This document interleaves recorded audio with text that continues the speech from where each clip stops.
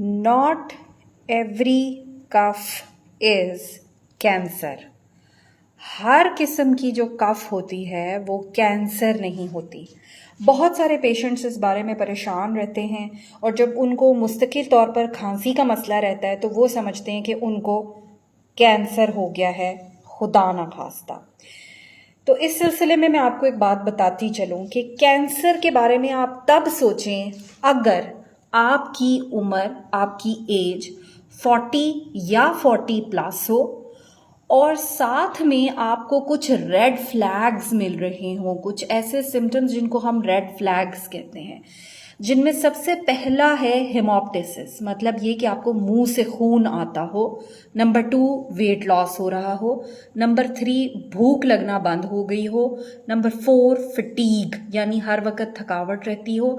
number 5